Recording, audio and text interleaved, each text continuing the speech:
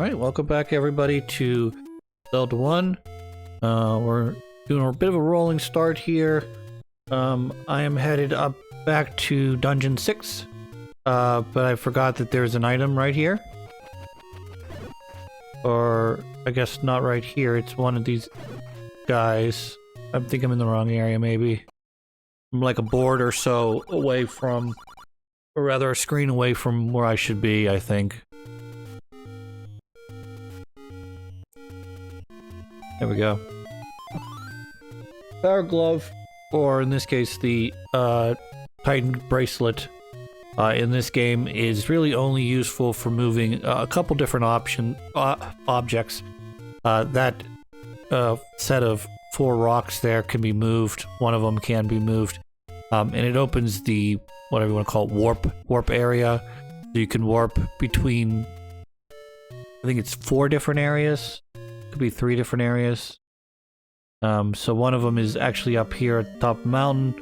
One of them is down by the blue Tektites that we fought near the beginning of the game, and then I believe one of them drops you off out close to the waterfall.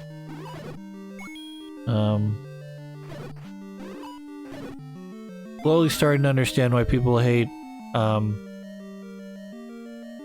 wizard robes, particularly the blue wizard robes. Reds go down in 1 hit. They stay pretty stationary, like they disappear, they appear, and then they don't move. So like even if you take shield or take the damage from the red, or I guess the orange Tektites, wizard robes, you still have the ability to more or less have a clean shot at them. Blue ones sort of wander around like, not quite like, don't do that. So, those things that look like cakes kind of remind me of like a 3 or 4 layer cake. They're called likes. Do not like them because they eat my shield. So we're going to attempt to not have our shield eaten, so that is actually easier said than done in this game compared to some of the other ones where it's kind of easy to swipe your way out of the like's mouth. In this game, particularly if you have a lower level sword, you will not be able to do enough damage to escape the like, and you will lose your shield. Your big shield, that is, every time. It doesn't affect your little shield. But of course, because it only affects your big shield, that also means that the big shield has some very good properties that make it very useful to you. For instance, while it will not reflect these beams the dragon is shooting at me, it will reflect most other magical attacks, whether they be Zora, shots, wizard robe shots. That's what makes it nice to have, particularly when you start getting used to it. You're like, okay, I should block that, and it's like, no, that's magic, Chris. You can't block that. You just gotta focus down on the head there. Yay, dead forever. I'm gonna be extra cautious with these cakes around. I feel like the programming is designed to sort of try to flank me, and once they flank me, they come for a kill. Shield. But these, of course, are the I wouldn't say the worst enemies by any imagination, but they're definitely up there in terms of like not great. Blue wizard robes are particularly bad, is because if you get in their line of sight completely, they'll just spam their magical attack until you die. Yay, shortcut / progression. Oh wait, no, it's just the wand. Never mind. This is a magic wand. What is it called? That I don't know if it has an actual name like the Rod of Gabalon or something stupid like that. But this is level 1 of 2 upgrades for this particular weapon. Right now we're just going to be shooting out little magic wave beams. When we get our next upgrade to not the sword, but the wand, you'll be able to start shooting fireballs at them in addition to damaging them like normal using the wand. So these types of rooms are usually completely empty. I'm kind of worried about stepping on stuff. Well, never mind. I'm again corrected. There are a couple rooms in Zelda 1 that, even though they look like they're in the dark, they're really not. It's just the room's not actually gonna light up no matter what you do in it, which is I guess at that point you've got me pretty well conditioned to not have to worry about that anymore. So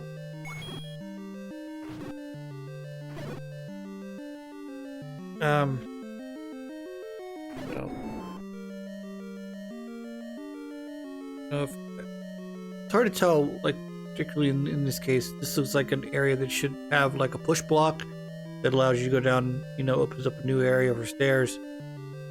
But this last dungeon is designed to have a lot of like dead ends, if you will, or ends where you're like, well, do I bomb the walls to see if there's anything on the other side of them? In some cases like that, you do, and you get to go to the other side of the wall even though you've already been here. In other cases, not a big deal.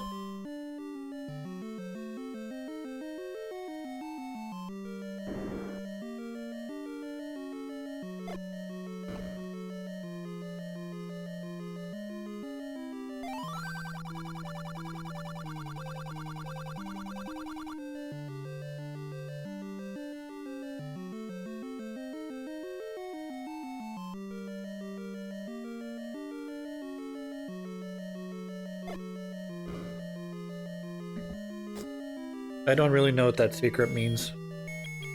It probably has something to do with either the next level, level 7, or it has something to do with the world map, but I'm not exactly sure what it would have to do with the world map right now. Use that blue potion. So, in other Zelda games, we're going to be introduced to other potions, mainly if there's a magic mechanic, which they sometimes include and sometimes don't include in Zelda games. So we'll have different potions in other Zelda games, like a green potion. But I believe the blue potion and red potion continue to exist throughout most of the Zelda games. When you're capable of distinguishing between red and blue, I mean. Obviously, Game Boy, there was no distinction, it's just a potion. But to get to my point, I haven't gotten eaten yet. Okay, good.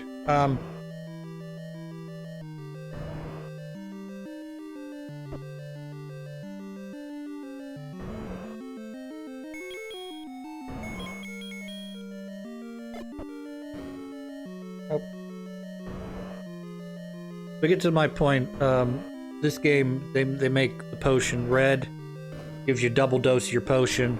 Blue, you have a single dose of your potion. In later games, it's half-life and full life. Or, not actually half-life, it's like 8 hearts and then all hearts. Or something like that.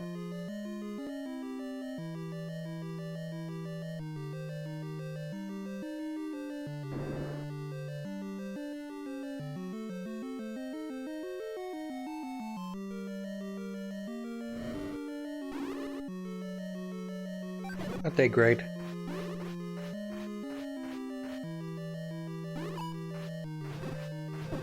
That's why Big Shield is so important.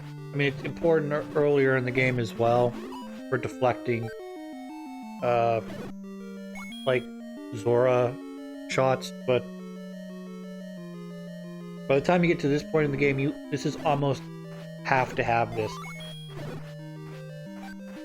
just for the deflection.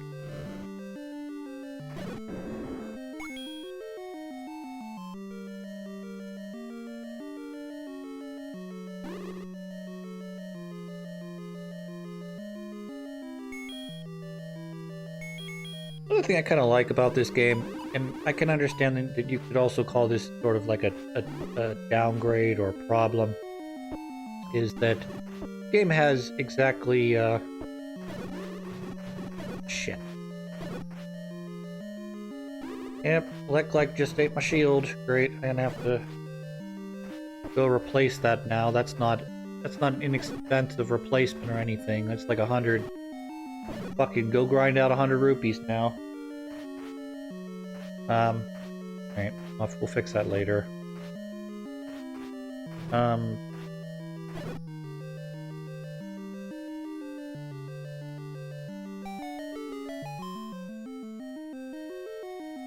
This should be progression to the boss. You're gonna start to see this, I think, a little bit more, where you're not going to be able to look at a map and walk directly to the boss. There's going to be an underground pathway that's going to basically lead you to the boss arena, but it's not as straightforward as looking at your map and going, well, why can't I go through this wall?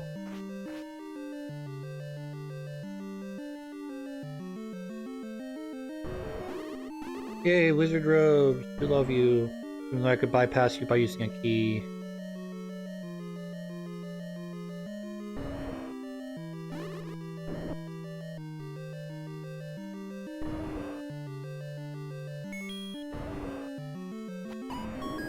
Yep. That's the secret to beating that boss. As long as his eyeball's open and you shoot him with an arrow, he dies. I remember watching my brother do that. I was like, are you kidding me? That's how easy that guy is? He's like, yeah, well, there's harder versions of that guy later on in the game. I'm like, okay, well, I guess that makes it fair enough. But like, holy shit. Could you imagine playing a modern Zelda game, getting more than halfway through the game, and then all of a sudden, you know, you go to fight a boss, and all you have to do is pull out your bow and arrow, an item, or any item, let's just say any item you picked up at the beginning of the game, and you shoot it once and it dies. Alright, so I skipped over a lot of shit here. I got my big shield back, I got some potions, I've got full life again, and unfortunately I don't know how to count, so 8 does not come after the number 6, 7 comes after 6, but for some reason I wandered into level 8 thinking it was level 7, and yeah, I didn't bother to correct myself at any point here. So, level 8 is much more difficult than level 7. Thumbs up, I'm sure. But by doing level 8 now, we'll be able to unlock a couple things that'll make level 7 a breeze, I guess. Mainly, in this 8th dungeon, there's what they call the Lion's Key. It's sort of like a master key. It works on every door in the game. So it'll change that ×2 next to the key to an A. And yeah. That'll allow me to unlock all the doors, which I think is kind of important. I'm not 100% sure. I've never tried it before, but or I've never seen my brother try it before is what I should say. Like what happens when you get to Death Mountain and you have to go fight in level 9, you know, the last area, and you don't have the infinite keys? Is there a possibility that you could run out of keys because there's not enough in that dungeon? Or do they have them, but you just have to sort of root around for them? I know I've been carrying keys over from previous dungeons, you know, so some dungeons I've walked in to with a surplus of key, and then in others I've sort of been at 0 and found the keys as I've gone along. So what makes this fortunately so difficult is this is in fact the Dark Nut. The last time we're gonna, well, I'm not gonna say the last time we run into Dark Nuts, but this is definitely one of the dungeons themed around having dark nuts in it. Whereas the last one, well, not the last one, the one we just did, level 6, was focused around wizard robes. This one's focused around dark nuts. Sure, we'll see something else probably in level 7. I'm not thinking of off the top of my head. There's probably another enemy type I'm not thinking of. Or maybe it's a combination, like a small combination of both. Like you get some wizard robes, but they're not like a ton of them. And some dark nuts, but there's not a ton of them. You get a combination of those two, which would be kind of annoying. We're running into a lot of bosses, as you can see already. Luckily, it's this guy. I could put a bomb underneath his butt. Kind of want him to walk over a bomb so he just dies. Eating through all my bombs, though. There we go. That's what you want to do. You want to put it right there as he's walking over it. It kills all 4 of his heads, legs, things, whatever you want to call it.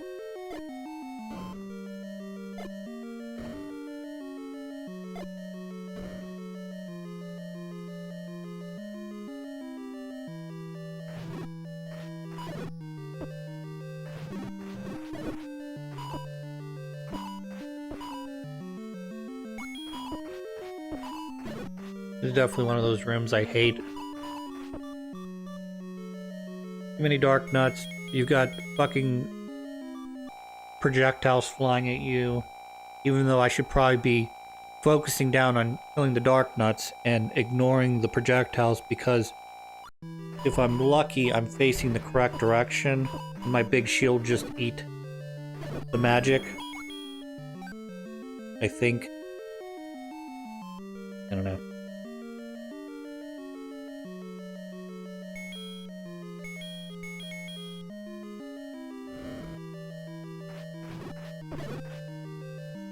I haven't seen any light collects yet, so we're good right now. It's a good combination though in the last dungeon, putting wizard robes that use magic and can only be blocked by big shield against with a enemy whose entire job is to just eat your shield.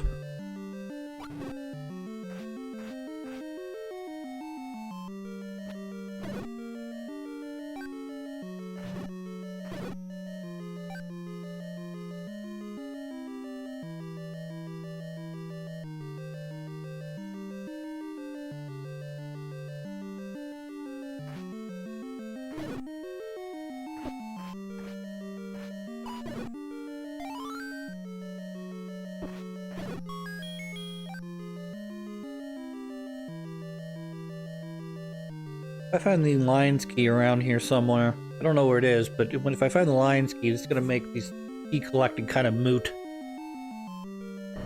Oh, hey, guy.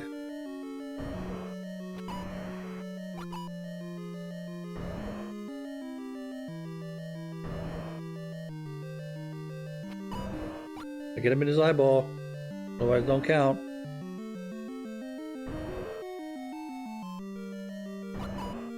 So, another fun quirk of this game, as I've talked about recently, the big shield protects against magical attacks.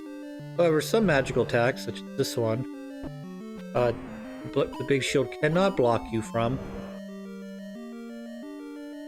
I'm also curious as to why they decided to put such an easy guy at the end of level 6. And then you get the blue version that takes 3 arrows to kill. I don't know. Maybe I'm overthinking it a little bit too much. Like, who cares? Spectacle Rock is the entrance to death. Yes, that's the hint about Spectacle Rock basically being the final area that you want to find, so... What's hilarious about if you play the advanced quest of this game, they mix the dungeons around. So places that look like dungeons could be either higher, like more advanced dungeons. Like you could walk to, say, level 1 dungeon, try to go in there, You might find out that, oh, that's not actually the dungeon anymore. It's actually just a place where you can get rupees, or you know, it's a salesman's area, you know. And so everything's moved around, so you think you know where Death Mountain is, or level 9 is in the advanced quest, you'll be very surprised to find out that that is not at all where it is. If I remember correctly as well, and I could be completely misremembering this because, again, it's been so long since I've watched anyone play this, but I think in the advanced quest you cannot physically open level 9 store until you've beaten the rest of the game. Like, basically, they hid it in such a way that if you're walking around the, you know, the overworld, you know, throwing fire at the bushes and blowing up the, you know, the rocks that you blew up in the original campaign, I don't think that area unlocks until you have the full Triforce. But I could be wrong. I'm sort of talking out my ass right now.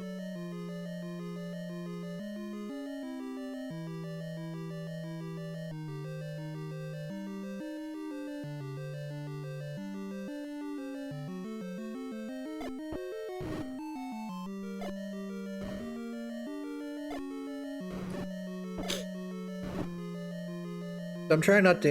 As you can see, I don't really have much choice in terms of fighting these guys. I have to fight them to get through the next door.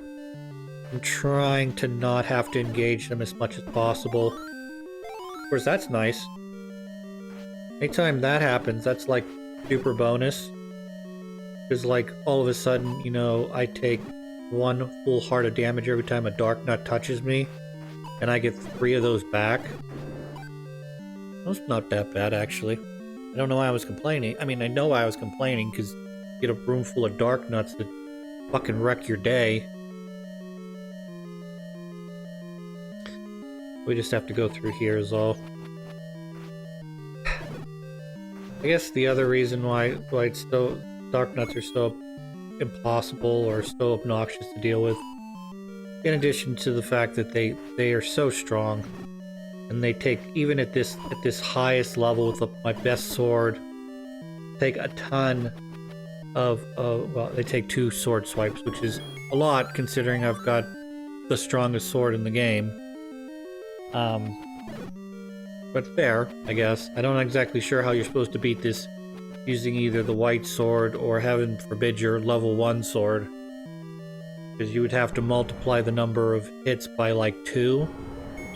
Or 4, if you're using the original shield. So I'm not exactly sure how the fuck you're supposed to beat those.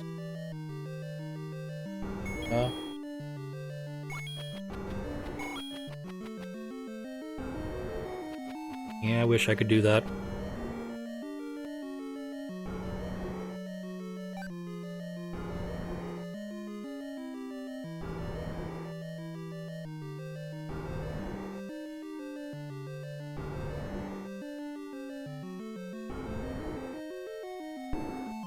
We're getting close now. I still haven't found the key yet. Oh, door's open.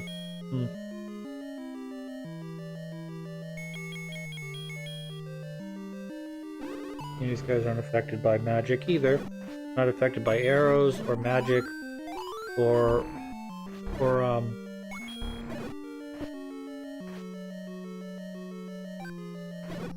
they're not affected by arrows or magic or boomerang or anything else. The 10th enemy has the bomb. Also not sure what that means.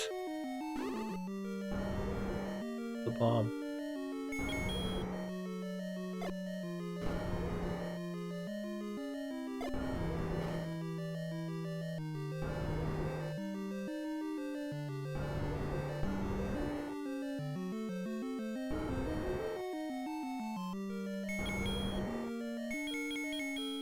Yeah, we're gonna fight a dragon here who's also seems to be unaffected by magic. Even powered up magic, that is. Got, what, 4 heads now instead of 2 to 3? fuck face this, or face fuck it, I guess. Alright, that's another dungeon down, looks like.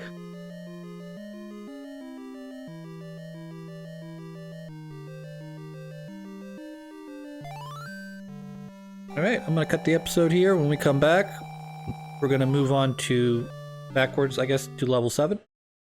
Till then, I hope you guys have a good one.